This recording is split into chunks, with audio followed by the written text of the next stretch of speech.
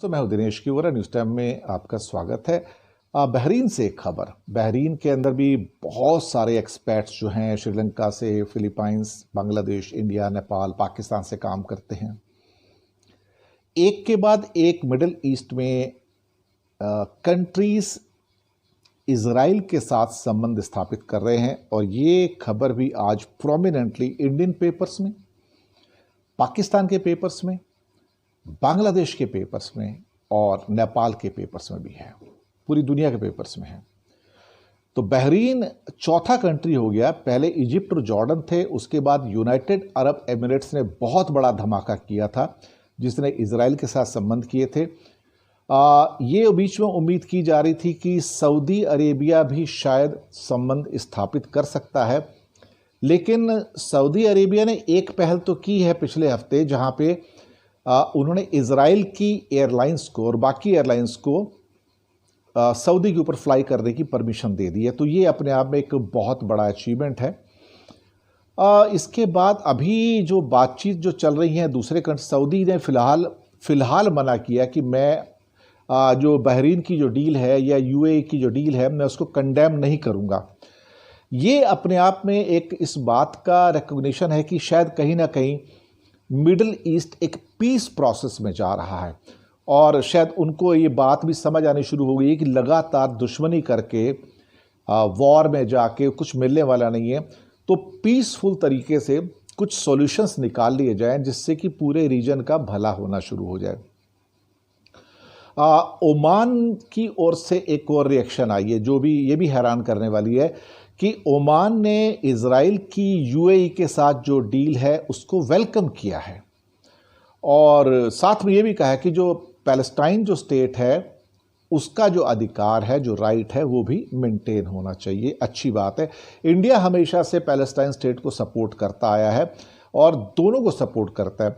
Israel अपनी जगह है, पैलेस्टाइन अपनी जगह है और पैलेस्टाइन को हमारी इंडिया की सपोर्ट बहुत पुराने टाइम से रही है। इसके अलावा कतार जो एक और मिडिल ईस्ट की कंट्री, आज काफ़ी डिटेल रिपोर्ट्स आई हुई हैं। कतार ने इस बात पे कोई भी रिएक्शन देने से मना कर दिया है। कहीं ना कहीं ऐसा लगता है कि जो एक चीज़ नई एक जो आ रही है कि कतार का कहना है कि while Qatar cooperates with Israel in support of Palestinian cause, it will not normalise relations as far as peace process is stalled. तो एक कंडीशन लगा दी है कि पैलेस्टाइन के साथ में आप पीस प्रोसेस को आगे लेके जाइए तो हम भी आपके साथ आके रिलेशन नॉर्मलाइज कर सकते हैं। और साथ में कुवैत ने भी फैसला किया कि अभी वो इस बात पे कोई भी बात नहीं करेगा and it has remained silent on that one.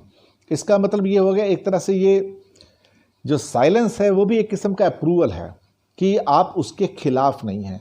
तो कतार, Kuwait, Oman, Bahrain, UAE, Jordan, Egypt और सऊदी अरेबिया के द्वारा पूरे रिलेशन स्थापित नहीं करना लेकिन इजराइल की एयरलाइंस को ऊपर से अलाउ करना एयर स्पेस में, यह भी एक साइलेंट अप्रूवल है। हमें इस बात की खुशी होगी कि अगर इसके द्वारा उस एरिया में पीस आ सके, खुशियां आ सके। और इस मामले में बांग्लादेश की ओर से कोई भी कमेंट नहीं आया है। इंडिया की ओर से फिलहाल बहरीन के ऊपर कोई कमेंट नहीं आया है। यूएई का वेलकम किया गया था।